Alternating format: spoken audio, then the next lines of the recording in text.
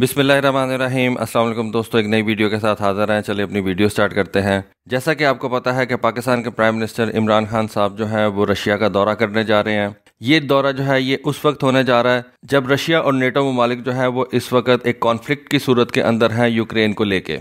इस वक्त पूरी दुनिया के अंदर यूक्रेन को लेकर बहुत ज़्यादा कंसर्न्स हैं। अगर रशिया यूक्रेन के ऊपर इन्वेजन कर देता है और नेटो ममालिक इस जंग के अंदर जो है वो कूद पड़ते हैं तो ये ना सिर्फ यूरोप के लिए तबाहकुन होगा बल्कि पूरी दुनिया जो है वो इस जंग की लपेट में आ सकती है। एक बात तो डेफिनेट है कि इस वक्त रशिया की मिलिट्री पावर इतनी नहीं है कि वो पूरे नेटो का मुकाबला कर सके। तो जब कोई पावर जो है वो एक बड़ी कुव्वत का मुकाबला नहीं कर सकती और उसके बाद वो एक न्यूक्लियर पावर स्टेट भी होती है तो फिर आपको पता है कि चीज़ें किस तरफ जा सकती हैं। तो ऐसे हालात के अंदर इस वक्त पाकिस्तान के प्राइम मिनिस्टर जो हैं वो रशिया जा रहे हैं। ये एक बहुत बड़ा पॉलिसी शिफ्ट भी है पाकिस्तान और रशिया दोनों के लिए। और इस दौरे के दौरान ये दोनों ममालिक एक दूसरे के साथ मुख्तलिफ मामलात में जो है वो मुआहदे भी करेंगे।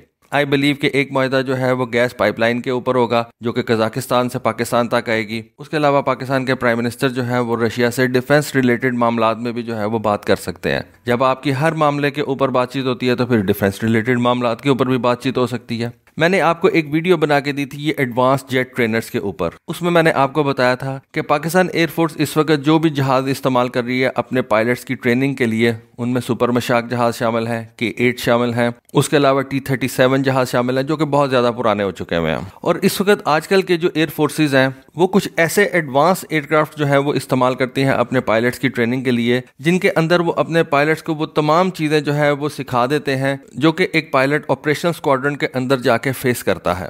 और इसी तरह का एक बहुत एडवांस जेट ट्रेनर जो है वो रशिया भी तैयार करता है और इस एडवांस जेट ट्रेनर का नाम है याकोवलेव Yak-130। ये एक 2 सीट जेट ट्रेनर है, लाइट कॉम्बैट एयरक्राफ्ट भी है। बहुत सी कंट्रीज इस जहाज को एडवांस ट्रेनर के तौर पे इस्तेमाल करती हैं और कुछ ऐसी कंट्रीज भी हैं जो इस जहाज को लाइट कॉम्बैट एयरक्राफ्ट के तौर पे इस्तेमाल करती हैं क्योंकि वो बहुत ज़्यादा हाई एंड वाले फाइटर जेट्स परचेज नहीं कर सकती और उनकी इतनी ज़्यादा ज़रूरत भी नहीं होती। तो वो Yak-130 तरह के जहाज़ों को जो है वो लाइट कॉम्बैट के अंदर इस्तेमाल करते हैं। अब ये जो Yak-130 जहाज़ है इसको रशिया की याकोवलेव और इटालियन एयरमाची कंपनी ने जो है वो मिलकर बनाया था। इस जहाज़ की डेवलपमेंट जो है वो 1991 के अंदर स्टार्ट की गई थी और इस जहाज़ की फर्स्ट फ्लाइट जो थी उसको 25 अप्रैल 1996 को कंडक्ट किया गया था। आप समझ सकते हैं कि ये वो वक्त था जब सोवियत यूनियन जो है वो टूटा था और उस वक्त रशिया के पास इतने ज़्यादा पैसे नहीं थे कि वो अपने डिफेंस के ऊपर खर्चा कर सके। शायद इस वजह से उन्होंने इस जहाज़ की डेवलपमेंट के अंदर एक इटालियन कंपनी जो थी उसको शामिल किया था। इस इटालियन कंपनी ने बाद में अपना एक जहाज़ बना लिया था।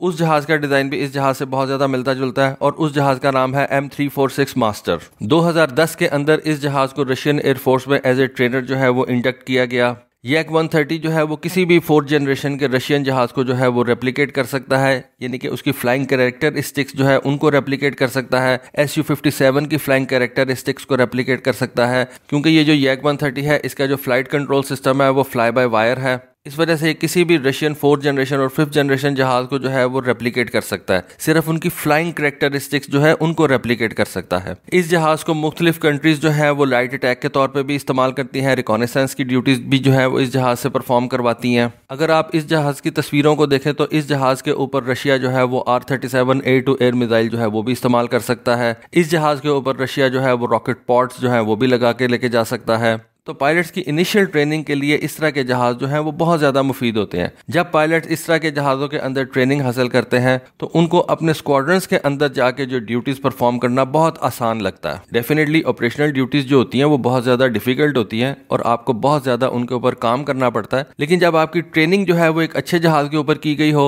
और आप ट्रेनिंग के दौरान अपने काफ़ी ज़्यादा ऑपरेशनल काम जो है वो सर अंजाम दे लें तो फिर आपको ऑपरेशनल फ्लाइंग जो है उसमें बहुत ज़्यादा मदद मिलती है।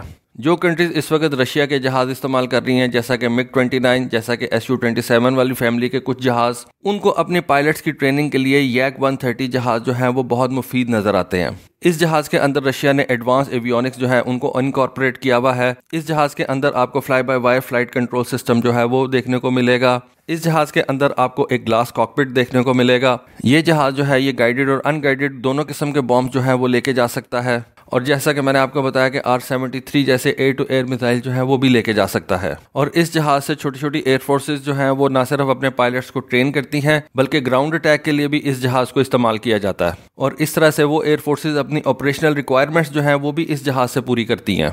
इस जहाज़ को ना सिर्फ रशियन एयरफोर्स इस्तेमाल कर रही है बल्कि अल्जीरियन एयरफोर्स भी इस्तेमाल करती है, बांग्लादेश एयरफोर्स, बेलारूस इस्तेमाल कर रहा है, लाओस जो है वो इस जहाज़ को इस्तेमाल कर रहा है, म्यांमार जो है वो इस जहाज़ को इस्तेमाल कर रहा है। हालांकि म्यांमार जो है वो बेसिकली एक चाइनीज़ कस्टमर है, लेकिन म्यांमार ने भी रशिया को इस जहाज़ का ऑर्डर जो है वो दे रखा है। सीरिया के साथ साथ वियतनाम की एयरफोर्स ने भी रशिया को इन जहाज़ों के ऑर्डर जो है वो कर रखे हैं और पॉसिबिलिटी ये है कि 2022 के अंदर ही रशिया ये जहाज़ वियतनाम को फराहम कर देगा। तो ये एक अच्छा मौका है कि पाकिस्तान अपने रशिया के साथ ताल्लुकात को मजीद मजबूत बनाए। इससे पहले भी पाकिस्तान जो है वो रशिया से डिफेंस रिलेटेड इक्विपमेंट खरीदता चला आ रहा है, जैसा कि कुछ हेलीकॉप्टर्स पाकिस्तान ने रशिया से परचेज किए हैं Mi-35 अटैक हेलीकॉप्टर की सूरत में।